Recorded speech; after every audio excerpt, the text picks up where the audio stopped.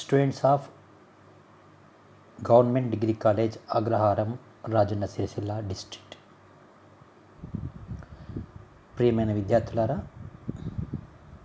ఈరోజు సమన్వయ సమ్మేళనాలు చాప్టర్ యొక్క 3వ క్లాస్ను మనం డిస్కస్ చేస్తున్నాము.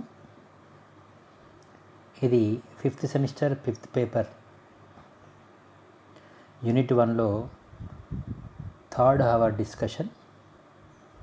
ఇప్పటికే మనము ఫస్ట్ సెకండ్ అవర్ డిస్కషన్లో స్ఫటిక క్షేత్ర సిద్ధాంతము, ప్రతిపాదనలు, దాని యొక్క వివరణలు మరియు అనువర్తనాలు చెప్పుకున్నాం.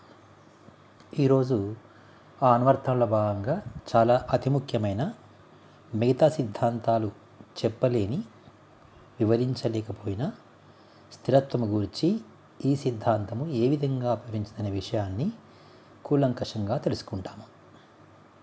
దాంతోపాటు అదనంగా ఎలక్ట్రానిక్ వర్ణపటాలు ఏ విధంగా ఏర్పడతాయి అనే విషయాన్ని కూడా చర్చించుకుంటాం.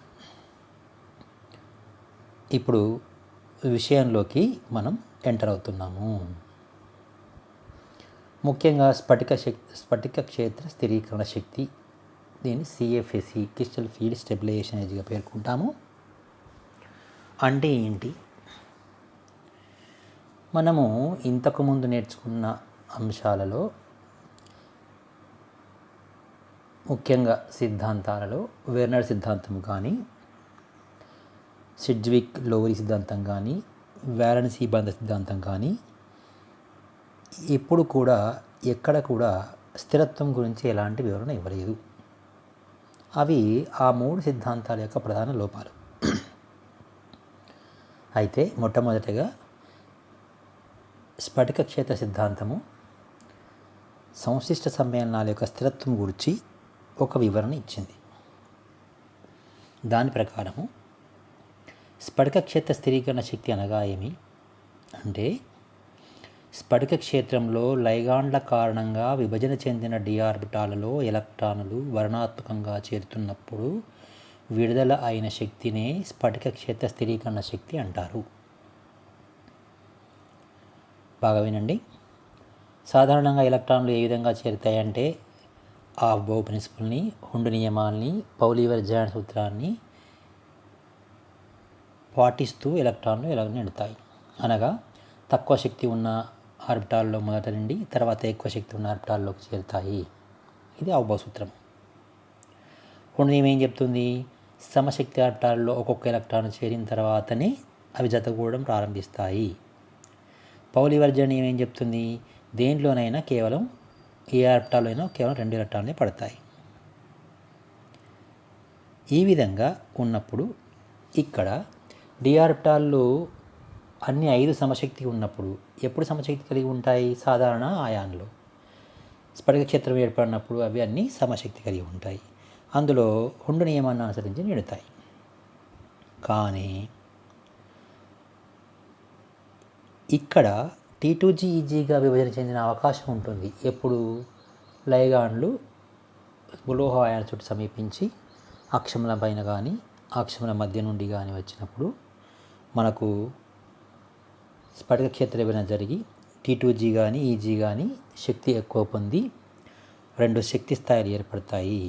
ఈ అసమస్థాయిలు డి ఆర్బిటాల్లో ఏర్పడడం వల్ల ఎలక్ట్రాన్లు పునరమరిక చెందుతాయి. అవి ఎలా పునరమరిక చెందుతాయి, ఎలా నిండుతాయి? బలమైన లైగాండ్ అయితే ఏ విధంగా ఉంటుంది, బలహీన లైగాండ్ అయితే ఏ ఉందనే విషయాన్ని, ఏ విధంగా నిండుతాయనే విషయాన్ని మనం పూర్వ తరగతుల్లో నేర్చుకున్నాం. అంటే బలమైన లైగాండ్ల సమక్షంలో స్ఫటిక క్షేత్ర స్థిరీకరణ శక్తి లెక్కించాలంటే, ఎక్కడ బలమైన లైగాండ్లు కానీ బలహీన లైగాండ్లు కానీ ఎక్కడైనా కానీ స్ఫటిక క్షేత్ర స్థిరీకరణ శక్తిని CFSEని లెక్కించాలంటే వాటి విభజన అవధి ముఖ్యము. ఉదాహరణకు అష్టముఖ్య సమ్మేళనాల్లో మనము CFSEని లెక్కించే విధానం పరిశీలిద్దాం. అష్టముఖ్య సమ్మేళనాల్లో మనకు స్ఫటిక క్షేత్రంలో ఏం జరుగుతుంది? T2G ఆర్బిటాలు శక్తిని కోల్పోయి స్థిరత్వాన్ని పొందుతాయి. EG ఆర్బిటాలు అధిక శక్తిని పొంది అస్థిరత్వాన్ని పొందుతాయి. ఒక్కొక్క ఎలక్ట్రాను T2Gలో ముందుగా చేరి సగం నిండిన తర్వాత ఈజీలోకి వెళ్ళవలసిన అవసరం ఉంటుంది. ఇది ఉండు నియమాన్ని పాటిస్తే. ఇది ఉండు నియమాన్ని ఎప్పుడు పాటిస్తుంది? బలహీన లైగాండ్ ఉన్నప్పుడు ఉండు నియమాన్ని పాటిస్తాయనే విషయం తెలుసు మనకు. ఒకవేళ బలమైన లైగాండే వచ్చిందనుకుందాం, వెంటనే ఏమవుతుంది? T2Gలోని ఎలక్ట్రాన్లు జతకూడడం ప్రారంభిస్తాయి, ఉండు నియమానికి వ్యతిరేకంగా జతకూడతాయి. అలాంటప్పుడు ఏం జరుగుతుందనే విషయాలను మనం ఇంతకుముందు నేర్చుకున్నాము. ఇప్పుడు CFSE ఏ విధంగా కనుక్కుంటారో చూద్దాం. ఒక ఉదాహరణ ఇక్కడ తీసుకున్నట్టయితే చూడండి, ఇక్కడ ఒక ఉదాహరణ ఉంది. D6 అనే వ్యవస్థను తీసుకున్నప్పుడు, అనగా సంయుష్ట సమ్మేళనాల్లోని లోహ అయాన్లో d ఆర్బిటాల్లో 6 ఎలక్ట్రాన్లు ఉన్నప్పుడు ఆ వ్యవస్థలో బలమైన లైగాండ్ సమక్షంలో అయితే ఇక్కడ చెప్పినట్టుగా T2Gలోని ఎలక్ట్రాన్లు నిండుతాయి. ఫస్ట్ 1, తర్వాత 2, తర్వాత 3, 4వది పైకి వెళ్ళకుండా ఇక్కడికి వెళ్ళకుండా ఇందులోనే చేరుతాయి. ఆ సమయంలో ఇక్కడ ఇటు పక్క అయితే బలహీన లైగాండ్ అయితే 1, 2, 3, 4, 5, 6 చేరుతాయి. దీనివల్ల ఇక్కడ 0 ఒంటరి ఎలక్ట్రాన్లు, ఇక్కడ 4 ఒంటరి ఎలక్ట్రాన్లు ఉన్నాయి, ఇక్కడ 4 ఒంటరి ఎలక్ట్రాన్లు ఉన్నాయి, ఇక్కడ 0. ఇది పారా అయస్కాంత పదార్థము, ఇది డయా అయస్కాంత పదార్థం. సరే, వీటి గురించి ఆల్రెడీ మనం చెప్పుకోవడం జరిగింది కనుక ఇప్పుడు మనము తెలుసుకోవాల్సిన అంశం ఏంటంటే, ఇక్కడ ఏ విధంగా స్థిరీకరణ శక్తి ఏ విధంగా ఉంటుందనే విషయాన్ని మనం లెక్కిస్తాం. ఇప్పుడు ఒకవేళ T2G ఇక్కడ ఈ విభజన జరిగిన తర్వాత వర్ణాత్మకంగా ఎలక్ట్రాన్లు చేరుతాయి. వర్ణాత్మకంగా అంటే తక్కువ శక్తి ఉన్న దాంట్లో ముందు చేరుతుంది, ఒక్కొక్క ఆటోలో ఒకటి చేరుతూ సగం నిండిన తర్వాత జతకూడతాయి. ఒక ఆటోలో 2 పడతాయనే విషయం చెప్పుకున్నాం ఇంతకుముందు. ఇప్పుడు ఫస్ట్ ఒకటి చేరుతుంది T2Gలో, తర్వాత రెండోది చేరుతుంది, మూడోది చేరుతుంది, తర్వాత పై ఈజీలోకి వెళ్ళడం కానీ లేదా అందులో జతకూడడం కానీ ఏదో ఒక విధంగా జరుగుతుంది, ఇది లైగాండ్ లేక బలాన్ని అనుసరించి. అయితే ఇప్పుడు ఇక్కడ విషయం ఏంటంటే, ఒక్కొక్క ఎలక్ట్రాన్ T2Gలో చేరిందనుకోండి, అది 0.4 ΔG విలువ గల శక్తిని కోల్పోతుంది. బాగా ముఖ్యమైన విషయం ఏంటి చెప్పండి? ఏం విషయం చెప్పండి? ఏం అర్థం చేసుకుంటున్నారు? ఒకసారి బాగా ఆలోచించండి. ఒక్కొక్క ఎలక్ట్రాను T2Gలో చేరితే T2Gలో ఇది EG అనుకుందాం, ఇది T2G అనుకుందాం. ఇందులో ఒక ఎలక్ట్రాన్ చేరగానే 0.4 ΔG శక్తిని కోల్పోతుంది. కోల్పోవడం అంటే మైనస్. రెండో చేరగానే 0.8, మూడో చేరగానే 1.2. ఆ తర్వాత ఇప్పుడు 4వది చేరినప్పుడు ఏమవుతుందనే విషయాన్ని మనం పరిశీలిద్దాం. 1, 2, 3. 4వది చేరేటప్పుడు బాగా జాగ్రత్తగా గమనించండి. 4వది చేరేటప్పుడు ఇక్కడ చేరిందనుకోండి, ఇది పై స్థాయిలో చేరింది కనుక, ఎలక్ట్రాన్ పై స్థాయిలో చేరింది కనుక అప్పుడు ఈ అణువు 0.6 ΔG శక్తిని తీసుకుంటుంది, అంటే ప్లస్. అంటే వ్యవస్థ ఇక్కడ అస్థిరత్వం చెందుతుంది. మళ్ళీ చెప్తున్నాను, T2Gలో ఒక్కొక్క ఎలక్ట్రాన్ చేరుతున్నప్పుడు 0.4 ΔG శక్తిని విడుదల పొందుతుంది, అనగా సంయుష్ట సమ్మేళనం నుండి బయటకి ఎనర్జీ వస్తుంది, అనగా సంయుష్ట సమ్మేళనం స్థిరత్వాన్ని పొందుతుంది. ఒకవేళ ఎలక్ట్రానులు పై కక్షలో చేరినట్టయితే, అంటే పై స్థాయిలో T2G నుంచి లేదా EG స్థాయిలో చేరినట్టయితే, ఇక్కడ అష్టముఖ్య సమ్మేళనాల్లో EG స్థాయిలో చేరినట్టయితే 0.6 ΔG ఎలక్ట్రాన్ తీసుకుంటాయి. అదే సమయంలో మనం ఇంకో విషయం చెప్పుకున్నాం పూర్వతరగతుల్లో, ఏంటది? పెయిరింగ్ ఎనర్జీ అని చెప్పుకున్నాం. జతకూర్చు శక్తి అనేది ఎలక్ట్రాన్ను ఆర్బిటాల్లో అదిమిపట్టి ఉంచే శక్తి. ఈ శక్తి P అనేది వల్ల అదింపట్టి శక్తిని బయట నుంచి వినియోగిస్తున్నాం కనుక అది సంయుష్ట సమ్మేళనం తీసుకుంటుంది కనుక అస్థిరత్వానికి గురి చేస్తుంది. అస్థిరత్వాన్ని మనం ప్లస్తో చూస్తున్నాము, స్థిరత్వాన్ని మైనస్తో చూస్తున్నాం. అంటే ఇప్పుడు జరిగేది ఏంటంటే, ఇది గ్రహించే శక్తి, ఇది గ్రహించే శక్తి, ఇది మాత్రము కోల్పోయే శక్తి. అనగా అనగా ఎలక్ట్రాన్లు జత చేరిన శక్తి గ్రహించబడుతుంది, ఎలక్ట్రాన్లు పై స్థాయిలో ఈజీ స్థాయిలో చేరిన శక్తి గ్రహించబడుతుంది. కేవలం ఎలక్ట్రాన్లు T2G ఆర్బిటాల్లో చేరినప్పుడు మాత్రమే శక్తిని విడుదల చేస్తాయి. శక్తి విడుదల చేస్తే అణువు శక్తిని కోల్పోయి స్థిరత్వాన్ని పొందుతుంది. శక్తిని గ్రహిస్తే అణువు శక్తిని పొంది అస్థిరత్వాన్ని పొందుతుంది.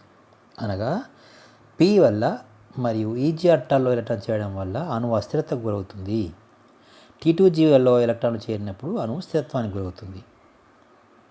ఇప్పుడు ఈ ΔG ఎక్కువ ఉంటే ఏమవుతుంది, P ఎక్కువ ఉంటే ఏమవుతుందనే విషయాలు మనం పూర్వతరగతుల్లో నేర్చుకున్నాము.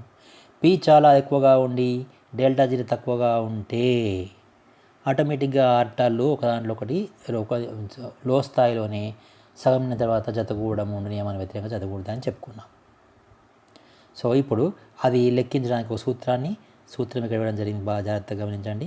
CFSC అష్టముఖ్యంలో కనుక్కోవాలంటే ఈజీ ఆర్బిటాల్లో ఉన్న ఎలక్ట్రాన్ల సంఖ్య ఇంటూ 0.6 ΔG మైనస్ T2G ఆర్బిటాల్లో ఉన్న ఎలక్ట్రాన్ల సంఖ్య ఇంటూ 0.4 ΔG ప్లస్ P అంటే జత కూర్చుటకు కావాల్సిన శక్తి, అది పట్టి వచ్చే శక్తి కూడా దీంట్లో కలపాలి.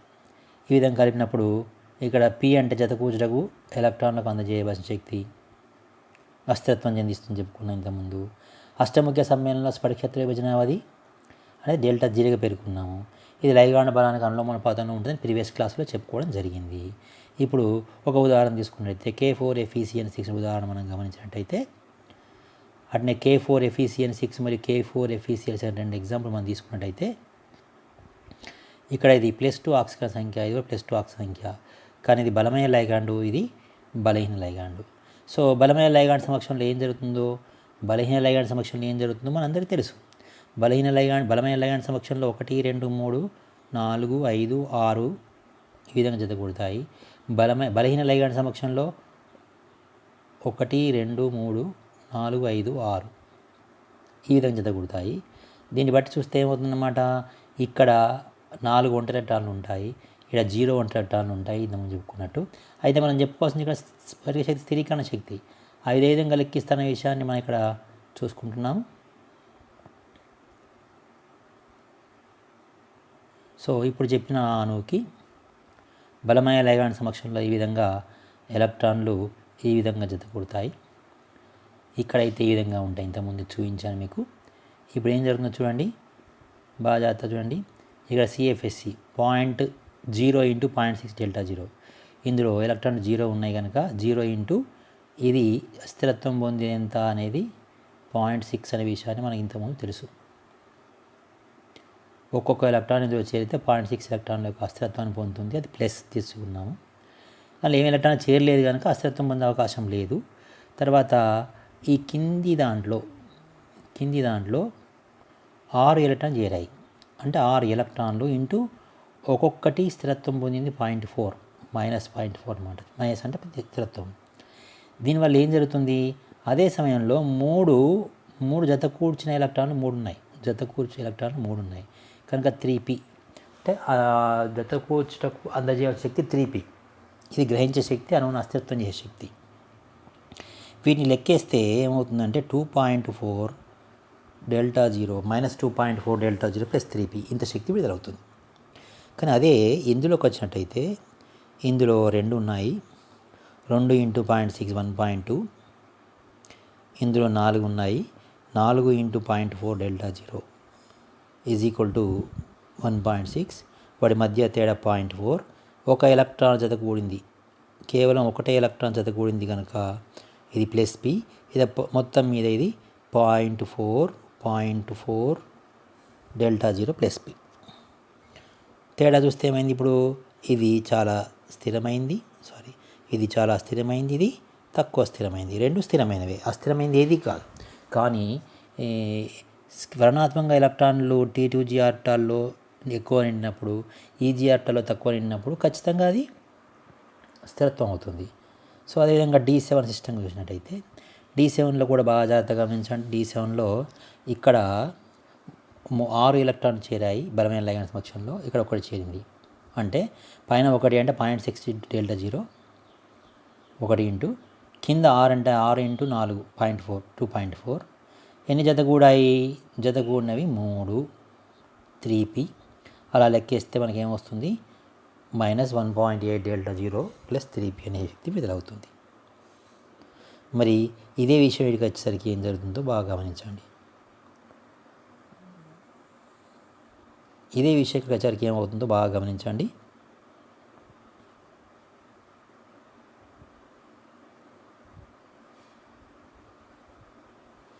ఇక్కడ చూడండి, ఇప్పుడు ఈ విషయంకి వచ్చేసరికి ఏమవుతుంది? ఇక్కడ 2 ఉన్నాయి 1.2, 4 ఉన్నాయి 1.6, 4 4 2 ఎలక్ట్రాన్ జత కూడా 2.2p. వీటిని లెక్క వేసినప్పుడు ఏమవుతుంది అంటే దాని విలువ చూడండి,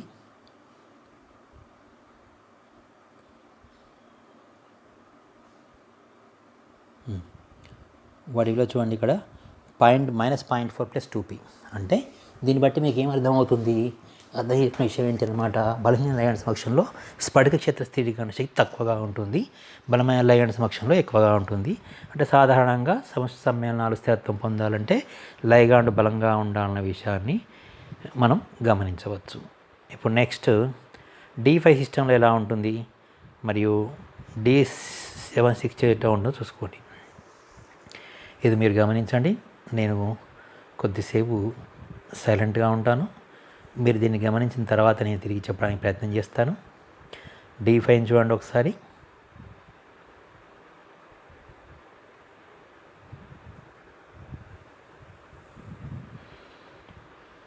బలమైన లైగాండ్ సమక్షంలో ఈజీలో ఎలాంటి ఎలక్ట్రాన్ లేవు కనుక 0.6 ఇంటూ 0 అవుతుంది.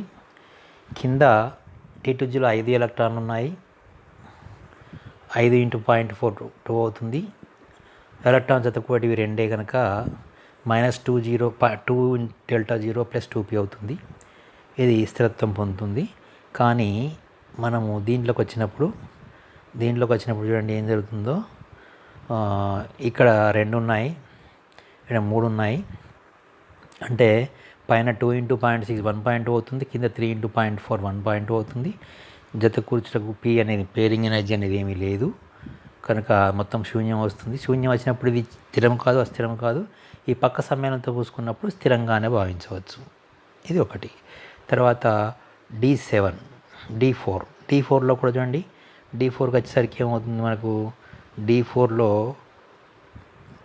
బలమైన లయన సమక్షంలో ఎట్టి పరిస్థితుల్లో పైన ఏమి ఉండవు, కింద 4 ఉంటాయి. అంటే 0 0 -1.6 డెల్టా జీరో ఒకటే జత కూడుతుంది. మరి బలహీన లయనకి వచ్చేసరికి ఏమవుతుంది? 4 ఇలా ఉంటాయి, ఇందులో 1 0.6, ఇందులో 3 1.2. తేడా ఎంత అంటే 0.6 డెల్టా జీరో. కనుక ఇది స్థిరమైంది, ఇది అస్థిరమైంది, తక్కువ స్థిరమైంది. అదేవిధంగా మనము నెక్స్ట్ స్లైడ్కి వెళ్ళిపోయినట్టయితే D3లో చూడండి. ఇప్పుడు D3లో రెండిట్లలో ఒకే విధంగా ఉంటుంది. ఇందులో 3 ఎలక్ట్రాన్లు, అందులో 3 ఎలక్ట్రాన్లు T2Gలో మాత్రమే ఉన్నాయి. అంటే ఇక్కడ బలమైన లైగాండ్ అయినప్పటికీ బలహీన లైగాండ్ అయినప్పటికీ ఒకే CFS విలువను కలిగి ఉంటాయి. 1.2 డెల్టా జీరో -1.2 డెల్టా జీరో. ఒకవేళ లైగాండ్లు బలహీనమైనట్టయితే ఏం జరుగుతుంది అంటే ఇక్కడ చాలా ఇంపార్టెంట్ విషయం ఏంటంటే ఈ డెల్టా జీరో విలువ మారుతుంది. ఈ డెల్టా జీరో విలువ మారుతుంది కానీ -1.2 విలువ మారదు. ఉదాహరణకు ఇక్కడ స్ట్రాంగ్ లైగాండ్ వచ్చింది అనుకుందాం, బలమైన లైగాండ్. ఈ గ్యాప్ ఎక్కువ ఉందనుకుందాం. ఈ గ్యాప్ ఎక్కువ ఉన్నప్పుడు డెల్టా జీని ఏం చెప్పుకోవచ్చు? డెల్టా జీరోను మనము 100 అనుకుందాం. డెల్టా జీరోను 100 అనుకుందాం. 100 ఇంటూ 1.2 120 అవుతుంది. కానీ ఇక్కడ బలహీన లైగాండ్ కనుక ఇది 60 అనుకుందాం. అప్పుడు ఏమవుతుంది? 12 72 అవుతుంది. అంటే ఈ లెక్కన చూసినా కానీ బలహీన లైగాండ్ సమక్షంలో డెల్టా జీరో తక్కువగా ఉంటుంది కనుక ఆటోమేటిక్గా స్థిరమైన సమ్మేళనం అవుతుంది. మళ్ళీ ఒకసారి తిరిగి చెప్తాను దీన్ని. ఇది చాలా చాలా ముఖ్యమైన అంశము. D3లో చూస్తే ఏమవుతుంది? ఇంతకుముందు చెప్పిన దాంట్లో ఉన్న -2.4 డెల్టా జీరో అని 0.6 డెల్టా జీరో తేడా ఉంది. 0.6 -1.2 డెల్టా జీరో. డెల్టా జీరోలో అక్కడ తేడా ఉండొచ్చు, కానీ ఇక్కడ చాలా ముఖ్యమైనది ఏంటిది? ఇక్కడైనా అక్కడైనా ఏం జరుగుతుంది? 1.2 1.2 ఉంది. అంటే డెల్టా జీరో సేమ్ అయినప్పుడు స్ఫటిక క్షేత్ర స్థిరీకరణ శక్తి కూడా సేమే అవుతుంది. కానీ ఇక్కడ బలమైన లైగాండ్ సమక్షంలో ఈ గ్యాప్ ఎక్కువ ఉంటుంది, బలహీన లైగాండ్ సమక్షంలో ఈ గ్యాప్ తక్కువ ఉంటుంది. అప్పుడు ఏం జరుగుతుంది అంటే అప్పుడు ఆటోమేటిక్గా ఏమవుతుంది అంటే ఫర్ ఎగ్జాంపుల్ ఎక్కువ అంటే ఎంత అనుకుందాం, ఇక్కడ గ్యాప్ ఎక్కువ అంటే 100గా పేర్కొందాం.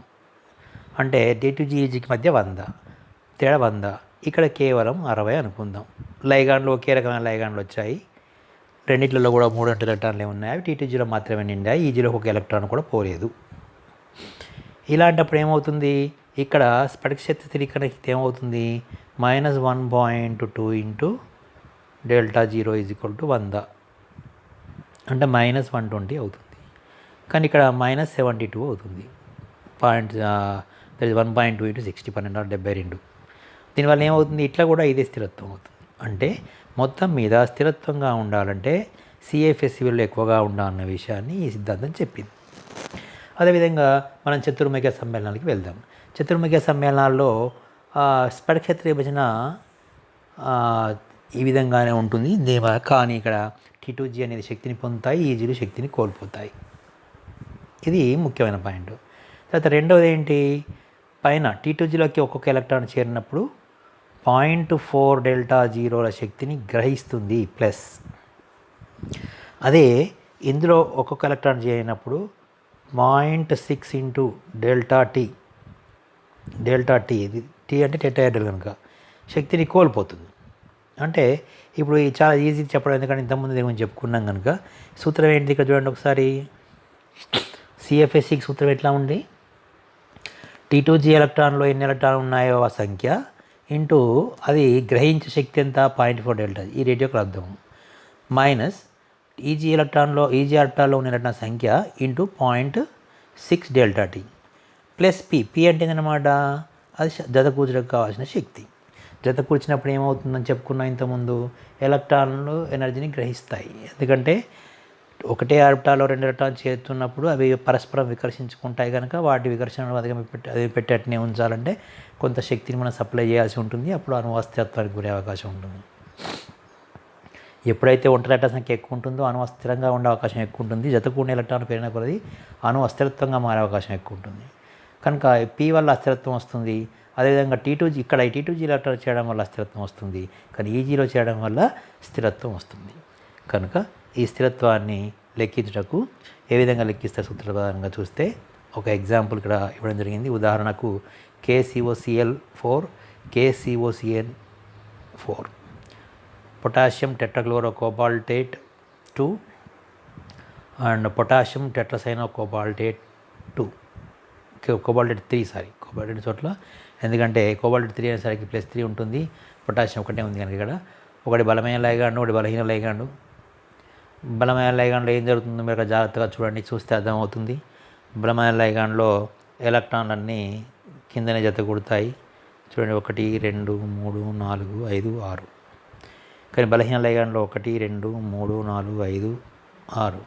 ఇక్కడ 4 ఒంటరి ఎలక్ట్రాన్లు ఉన్నాయి. ఇక్కడ కేవలం 2 ఒంటరి ఎలక్ట్రాన్లు మాత్రమే ఉన్నాయి. ఇది అయస్కాంత స్వభావం గురించి చెప్పుకున్నప్పుడు అవసరం ఉంటుంది. వీటి యొక్క శక్తిని ఎట్లా కనుక్కున్నాం అనేది చూడండి. ఇక్కడ మనం ఇంతకుముందు చూసిన సూత్ర ప్రకారము ఇక్కడ 3 ఎలక్ట్రాన్లు ఉన్నాయి, ఇక్కడ 3 ఉన్నాయి, అంటే 3 ఇంటూ 0.4 అస్థిరత్వాన్ని పొందుతాయి, 3 ఇంటూ 0.6 స్థిరత్వాన్ని పొందుతుంది. మొత్తం మీద ఏమైంది అంటే 1.2 - 1.8 = 0.6 ΔT ప్లస్ పి అంటే ఒక ఎలక్ట్రాన్ జతకూడింది. మరి ఇక్కడ వచ్చేసరికి ఏమవుతుంది, ఈ విషయానికి వచ్చేసరికి ఏం జరుగుతుందో చూద్దాం. ఇక్కడ కూడా ఇంతకుముందు చెప్పుకున్నట్టుగానే ఇక్కడ ఏమవుతుంది, 1 2 3 4 5 6, ఇక్కడ 4 చేరాయి, ఇక్కడ 2 ఉన్నాయి, అంటే 2 ఇంటూ 0.4 ఇక్కడ బాగా గమనించండి, 2 into 0.4 minus 4 into 0.6 ΔT plus 2p, ఎందుకంటే 2 ఎలక్ట్రాన్లు ఇక్కడ జతకూడడం జరిగింది. ఆ తర్వాత ఇది లెక్కేస్తే -1.68 ΔT × 2 + p వస్తుంది. అదే ఇందులో అయితే -0.6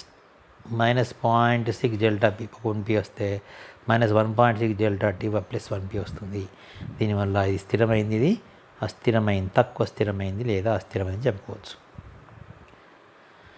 సో అధిక సిఎఫ్ఎస్సి విలువలు ఏర్పరిచిన సంస్థ సమ్మేళనము అధిక స్థిరంగా ఉండును. ఇది స్ఫటిక సిద్ధాంతం యొక్క ప్రతిపాదన. ఇక్కడ కూడా D1 D2 D7 D8 9లలో CFSC విలువలు బలహీన లైగాండ్లకైనా బలమైన లైగాండ్లకైనా ఒకే విధంగా ఉంటాయి. కానీ D3 D4 D5 D6లో D3 D4 D5 D6లో వేరు వేరు విలువలు కలిగి ఉంటాయి. అయితే ఒకే విలువలు కలిగి ఉన్నప్పుడు మనకు డెల్టా టీ విలువలు చాలా అవసరమని ఇంతకుముందు విషయంలో చెప్పుకున్నాం. ఈ విధంగా డెల్టా 3 D3 D4 D5 చూడండి ఒకసారి. ఇంతకుముందు మీకు D4 ఎక్స్ప్లెయిన్ D6 ఎక్స్ప్లెయిన్ చేశాను. ఇక్కడ D3 చూసండి. D3లో అయితే ఇక్కడ 3 ఎలక్ట్రాన్ ఇక్కడ చేరాయి, ఇక్కడ మాత్రం 1 2 3 చేరాయి. కానీ లెక్కేసినప్పుడు ఇక్కడ 3 × 0.6 వస్తే ఇక్కడ మాత్రం 0.4 డెల్టా 0 1.2 డెల్టా 0 అవుతుంది. ఈ విధంగా చూసినట్టయితే ఇది స్థిరమైంది, ఇది అస్థిరమైంది. ఆ విధంగా D5కి వచ్చినప్పుడు ఇక్కడ 4 4 4 4 4 × 0.6 24, ఇది మాత్రం 0.4.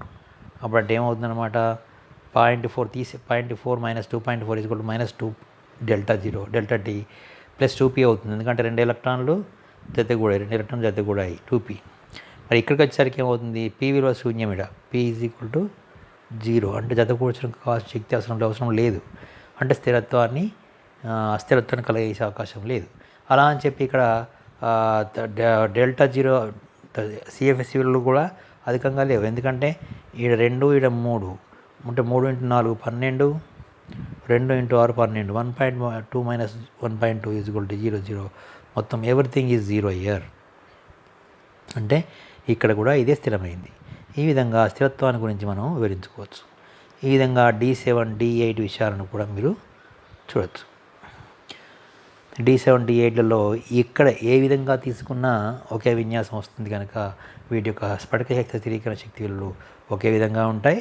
కానీ డెల్టా T విలువలు తేడా ఉండడం వల్లనే మనకు ఒకటి స్థిరంగానూ ఒకటి అస్థిరంగానూ ఉంటున్న విషయాన్ని చెప్పుకోవచ్చు. ఉదాహరణకు D8 తీసుకుందాం.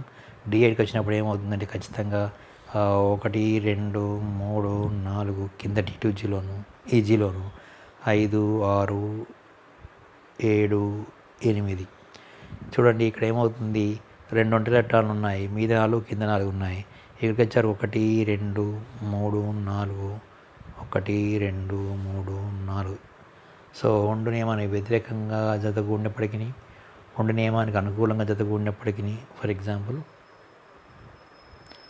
1 2 3 4 5 6 7 8 ఈ విధంగా అయినా, లేదా ఇక్కడ ప్రకారం చెప్పినాడు 1 2 3 4 5 6 7 8 ఏ విధంగా నింపిన విలువలు మాత్రం 4 ఎలక్ట్రాన్ల పైన 4 కింద ఉన్నాయి కనుక 4 × 4 1.6 పైన తీసుకుంటున్న శక్తి, కింద 4 × 6 2.4 1.6 2.4 = 0.8 0.8 + 2 ఎట్ల జత కూడా కనుక 2p విలువలు కలిగి ఉంటాయి. D9 D10 కూడా ఇదే విధమైన విన్యాసాన్ని పొంది ఉంటుంది అనే విషయాన్ని మనం చెప్పుకోవడం జరుగుతుంది. నెక్స్ట్ CO కోబాల్ట్ NH3Cl6 యొక్క అణువు యొక్క సిఎఫ్ఎస్సి విలువలను, అయస్కాంత విలువలను, రంగును మున్నగనేవి ఉన్నవా లేవా చెప్పడము CFT ద్వారా ఏ విధంగా వివరిస్తామో చెప్పుకుందాం. ఇప్పుడు మీరు బాగా జాగ్రత్తగా గమనించండి.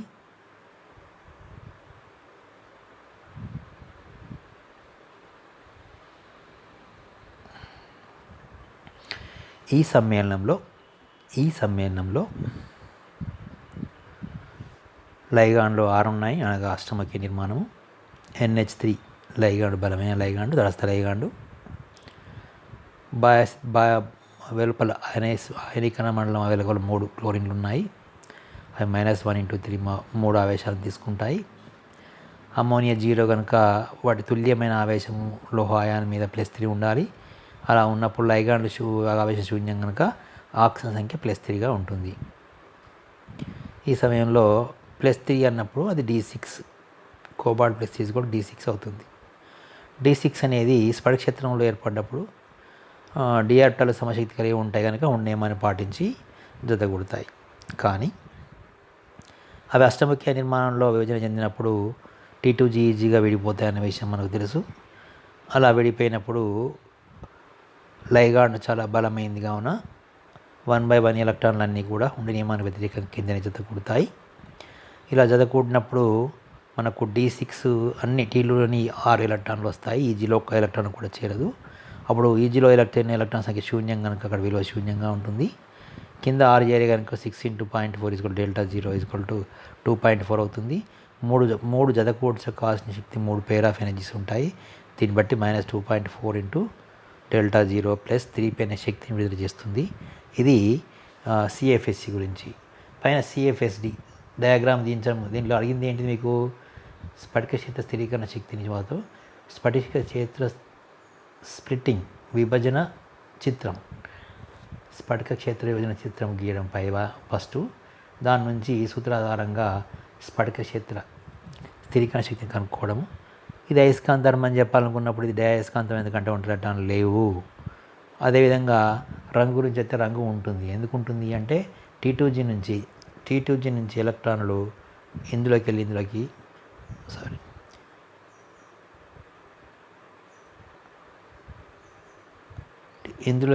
ఎలక్ట్రాన్లు ఉత్తేజం చెందడం వల్ల వీటికి రంగు ఉండే అవకాశం ఉంటుంది.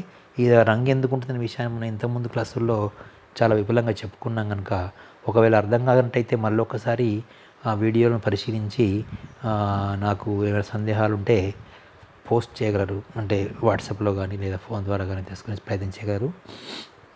సో అదేవిధంగా వీటి K4FeCl6లో చూడండి మనకు ఒంటరి ఎలక్ట్రాన్లు. ఇది కూడా D6 Fe+2 D6 సిస్టమే ఉంటుంది. బాగా జాగ్రత్తగా గమనించండి. ఇందులో ఎలక్ట్రాన్లు బలహీన లైగాండ్గా ఉన్నాయి. ఏం జరుగుతుంది? 1 2 3 4 5 6 చేరుతుంది.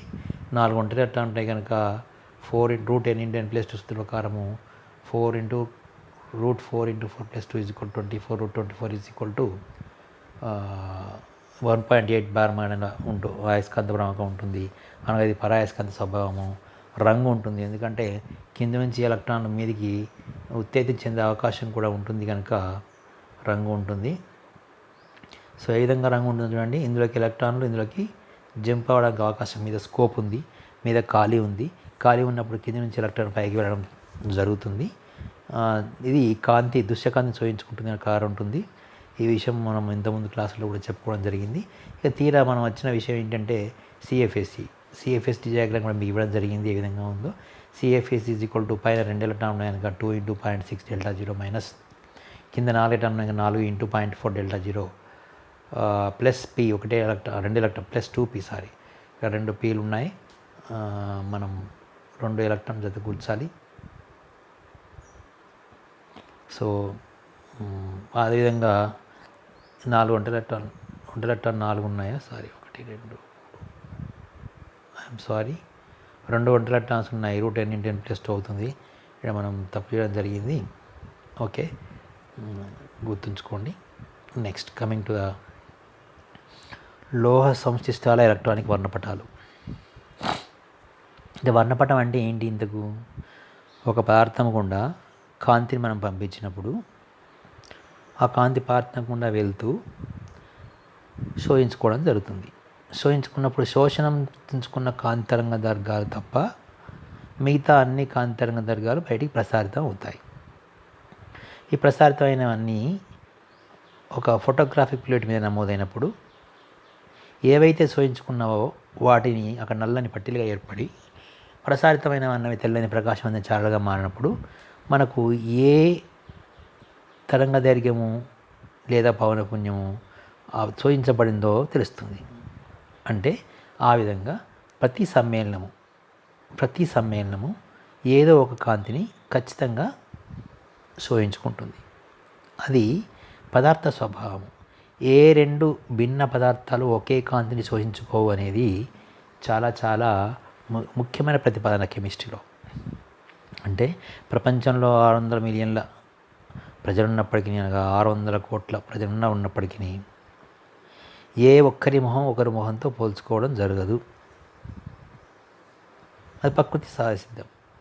ఎప్పుడో ఒకసారి సియామీ కాళ్ళు, ఎగ్జాక్ట్లీ కాళ్ళు ఉండే అవకాశం ఉంటుంది. వాళ్ళని మాత్రం ఏ వర్ణపటం కూడా గుర్తించలేదు. అలానే ఇక్కడ కూడా ఒక సంయుక్త సమ్మేళనం కూడా కాంతి పంపించినప్పుడు కాంతి పదార్థంతో జరిగే సంపర్కం వలన అందులో అవి శోషించుకోవడం జరుగుతుంది. ఈ శోషణం అనేది సంపర్కము లేదా శోషణం అనేది ఖచ్చితంగా మా పదార్థ స్వభావం పైన ఆధారపడి ఉంటుంది.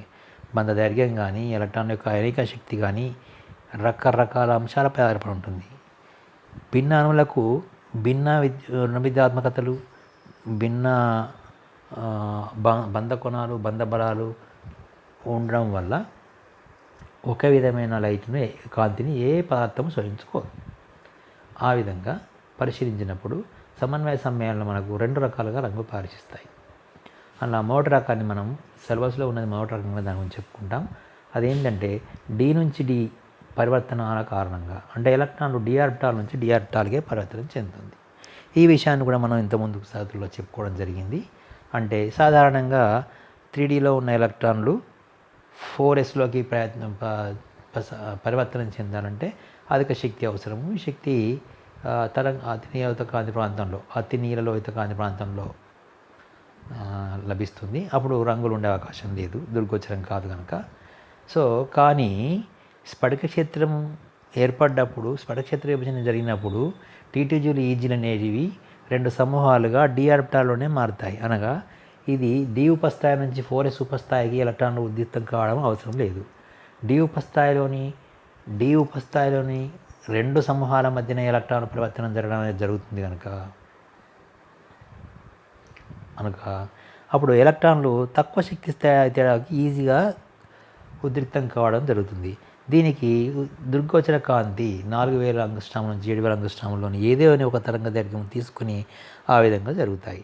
అలా తీసుకున్నప్పుడు 4000, 7000లో ఏదో ఒక తరంగ దైర్ఘ్యం గ్రహించినప్పుడు మిగిలిన అన్ని తరంగ దైర్ఘ్యాలు కలిసి పరిపూరక రంగుగా మారి ఏదో ఒక రంగును ప్రవహిస్తాయనే విషయాన్ని, ఏ రంగు ఏ కాంతిని శోషించుకుంటే ఏ కాంతి ఏర్పడుతుందనే విషయాన్ని మనం ఇంతకుముందు తరగతుల్లో నేర్చుకోవడం జరిగింది. ఇప్పుడు ఆ విధంగానే ఒకే ఉపస్థాయిలోని 3D, 4D, 5D శక్తి స్థానాలు ఉన్నాయనుకోండి. శక్తి భేదం గల 2 సమూహాల మధ్య ఎలక్ట్రాన్ పరివర్తనాన్ని DD పరివర్తనం అంటాం. D2D ట్రాన్సిషన్ అంటే అన్నమాట. DDD పరివర్తనలు అంటే కారణం ఏంటన్నమాట, 3D నుంచి 4Dకి పోవడం కాదు. 3D నుంచి 4Dకి పోవడం అంటే కక్ష మార్పు జరుగుతుంది. ఇక్కడ N విలువలు మారుతున్నాయి, L విలువలు మారడం లేదు. L అంటే అజిముతుల క్వాంటం సంఖ్య SPDAలు, N అంటే ప్రధాన క్వాంటం సంఖ్య N1, 2, 3లు. అంటే 3D నుంచి 4Dకి ప్రయత్నం గురించి మాట్లాడడం లేదా, చాలా కష్టం. అధినేవత కాంతి కూడా సరిపోదు. కానీ 3D నుంచి 4Sకి సమీప దగ్గరలో ఉన్న 4Sకి వెళ్ళవచ్చు. అలా వెళ్ళాలంటే కూడా అతి నీలవత కాంతి కావాలి. మరి ఇప్పుడు స్ఫటిక క్షేత్ర విభజనలో ఏం జరుగుతుంది? T2Gకి ఈజీకి ఎలక్ట్రాన్ల పరివర్తన జరుగుతాయి. ఇవి 2 కూడా డి ఆర్బిటాలే. డి ఆర్బిటాల్ ఎట్లా ఏర్పడ్డాయి? అక్షముల పైన సమీపించినప్పుడు కానీ, అక్షముల మధ్య సమీపించినప్పుడు కానీ 2 రకాల వర్గాలు ఏర్పడతాయి. లేదా సమతల చతురస్ర నిర్మాణం అయితే 4 వర్గాలు ఏర్పడతాయి. అప్పుడు ఎక్కడైనా కానీ కింది స్థాయిలో ఉన్న ఒక ఎలక్ట్రాను కాంతిని శోషించుకుని పై స్థాయికి వెళ్ళినప్పుడు శోషణం ఏర్పడుతుంది. ఆ శోషణం అనేది మనకు ఒక వర్ణపటంగా నమోదు చేసినప్పుడు ఏర్పడేదాన్ని ఎలక్ట్రానిక్ వర్ణపటం అంటాం. ఈ విధంగా అన్ని సంస్థ సమ్మేళనాలు ఏదో ఒక వర్ణపటాన్ని ఏదో ఒక తరంగ దైర్ఘ్యం ఏర్పరుస్తాయి. అయితే ఇక్కడ చాలా ముఖ్యమైన అంశం ఏంటంటే డి నుంచి డి ఒకే ఉపస్థాయిలో డి నుంచి 3D కావచ్చు, 4D కావచ్చు, 5D కావచ్చు. 3Dలోని ఈజీ నుంచి T2G నుంచి ఈజీకి ఎలక్ట్రాన్ పరివర్తనం అనేది నిజానికి లాపోర్టే సెలక్షన్ రూల్, లాపోర్టే సెలక్షన్ నియమం అనగా వర్ణపట శాస్త్రానిక నియమాల్లో ఇది అననుకూలమైనది. ఫార్బిడెన్ అంటే ఇది నిరోధించబడుతుంది. నిరోధించబడడం వల్ల జరిగే అవకాశం తక్కువ. అయినప్పటికీ కొన్ని కారణాల వల్ల, ఏ కారణాలని చెప్పుకోవడానికి బాగా గమనించండి. భ్రమణ అననుకూలము మరియు సౌష్ఠవ అననుకూలము, సిమ్మెట్రికల్గా ఫార్బిడెన్ ఉంటాయి మరియు స్పిన్ ఫార్బిడెన్ ఉంటాయి. ఎప్పుడు T2EG నుంచి T2Gకి, T2EGకి. అయినప్పటికీ అణువుల నిర్మాణాల్లో విచలనం వల్ల, కంపనాల కారణంగా లేదా ఎలక్ట్రాన్లో ఉన్న భిన్న అమరిక వలన కొద్ది మేరకు జరుగును. ఫలితంగా బలహీన లేదా అత్యల్ప తీవ్రత గల శోషణ వర్ణపటాలు ఏర్పడతాయి. ఉదాహరణకు మనకు మంచి ఉదాహరణ ఇప్పుడు చెప్పుకుంటాము. అందులో ఏంటంటే చాలా మంచి ఉదాహరణ ఏంటంటే టిటానియం H2O టేకెన్ 6+3. ఇందులో ఎగ్జాక్వో టిటానియం 3 ఆయాను. ఇందులో ఈ సంస్థమైన D1 అనే ఎలక్ట్రాన్ విన్యాసం కలిగి ఉంటుంది. ఇది సూర్యకాంతిలోని లేదా తెల్లని కాంతిలోని ఏదో ఒక కాంతిని దాదాపుగా 4000 నుంచి 5000 మధ్యన ఉన్న సూర్యకాంతిని శోషించుకొని దాని యొక్క తరంగ సంఖ్య విలువ 20,300 అప్రాక్సిమేట్గా ఉన్న దాన్ని తోయించుకొని కింద T2 నుంచి EGలోకి ఎలక్ట్రాన్లు ఉద్రిక్తం చెందుతాయి. మీద ఖాళీ ఉంది కనుక ఎలక్ట్రాన్ ఈజీగా వెళ్తుంది. వెళ్ళడం వల్ల ఏం జరుగుతుందంటే శోషించుకున్న ఈ కాంతి శోషణ తరంగ దైర్ఘ్యము గల కాంతి వర్ణపటంలో గోచరించదు, నల్లగా ఏర్పడుతుంది. దీన్ని శోషణ వర్ణపటం అంటాము. దీనివల్ల ఫలితంగా రంగు కూడా ఏర్పడుతుంది. ఎందుకంటే ఇది యూవీ కాకుండా విజిబుల్ దుర్గోచర కాంతి సమక్షంలో తీసుకుంటుంది కనుక. దీన్ని ఇక్కడ ఆ డయాగ్రామ్ను చూపించవచ్చు. భూస్థితిలో ఎలా ఉంటుంది, ఉద్రిక్తలో ఎలా ఉంటుంది, అదేవిధంగా దాని యొక్క వర్ణపటం ఏ విధంగా ఉంటుందనే విషయాన్ని మనం గమనించవచ్చు. ఇది భూస్థితిలో ఎలక్ట్రాన్ ఇక్కడ ఉంటుంది, ఇక్కడ ఖాళీ ఉంటుంది. ఉద్రిక్త స్థితిలో ఏం జరుగుతుందంటే ఇక్కడ ఉన్న ఎలక్ట్రాన్ ఇక్కడికి ఉద్రిక్తం చెందుతుంది. దీనిలో స్పిన్ మార్పు లేదు, అంటే భ్రమణంలో ఎలాంటి మార్పు లేదు కనుక ఇది కొంచెం అనుకూలమైంది. భ్రమణంలో మార్పు లేకుండా ఉద్రిక్తం చెందడం అనే దాన్ని ఇది అనుకూలమైంది. కానీ డి నుంచి డీకి ప్రయాణం అననుకూలమైంది కనుక ఇది కొంచెం తీక్షణతను ప్రదర్శిస్తుంది. ఒకవేళ ఇది చాలా ముఖ్యమైన విషయం ఏంటంటే, ఒకవేళ ఎప్పుడైనా D5 సిస్టమ్ ఉందనుకున్నట్టయితే ఇందులో 1, 2, 3, 4, 5 ఉంటాయి. ఇక్కడ ఎలక్ట్రాన్ ఇక్కడికి ఉద్రిక్తం చెందినప్పుడు పైన పాక్షిక నిండి ఉంది కనుక ఇక్కడ ఉన్న ఎలక్ట్రాను ఈ డైరెక్షన్లో ఉన్న ఎలక్ట్రాన్ వెళితే ఈ ఎలక్ట్రాన్ ఒకటికి వెళ్ళిన తర్వాత తిరిగి దాని యొక్క భ్రమణం మార్చుకొని అందులో జత చేరాలి. అంటే ఇక్కడ ఉదాహరణ ఇక్కడ సింగ్లెట్ సాయిల్ ఇది క్లాక్ వైజ్ రొటేషన్ ఉంది, పైన కూడా క్లాక్ వైజ్ రొటేషన్ ఉంది కనుక కింద నుంచి పైకి వెళ్తున్నప్పుడు ఆడ మళ్ళీ క్లాక్ వైజ్గా చేయడం కుదరదు. I'm repeating this very very important point. కింద ఎన్ని ఉన్నాయి?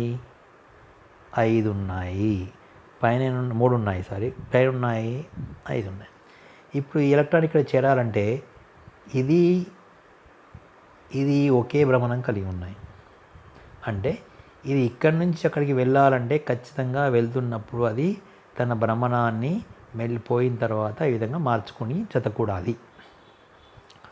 ఇది నిజానికి దాని భ్రమణం మార్చుకోవడం వల్ల సింగిలెట్ స్టేట్ నుండి ట్రిప్లెట్ స్టేట్కి మారడం అనేది ఇది చాలా కష్టంతో కూడుకున్న పని కనుక ఇది అననుకూలమైనది, ఫార్బిడెన్, నిరోధించబడేది కనుక ఇటువంటి సమ్మేళనాలు చాలా చాలా తక్కువ తీక్షణత గల వర్ణపటాలను ఏర్పరుస్తాయి, కలర్స్ ఏర్పరుస్తాయి.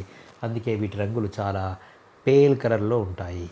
కానీ ఇంతకుముందు చెప్పుకున్నట్టు మనం టిటానియం కాంప్లెక్స్లో ఇలాంటి అవకాశం లేదు. ఎందుకంటే ఇక్కడ 1, 2, 3 ఎలక్ట్రాన్ ఉన్నాయి, పైన ఖాళీ ఉంది. ఇలా ఉన్న ఎలక్ట్రాన్ నేరుగా ఇలానే వెళ్ళిపోవచ్చు. ఇక్కడ భ్రమణంలో విలోపం చెందిన అవసరం లేదు కనుక ఇది కొంచెం అనుకూలమైన పరివర్తనము. ఇక్కడ పదార్థం యొక్క కాంతి కూడా తీక్షణంగా ఉంటుంది అనే విషయాన్ని మనం చెప్పుకోవచ్చు. మనము నెక్స్ట్ క్లాస్లో మిగతా అంశాలు నేర్చుకుంటాము. And all the best. Go through the video once and twice.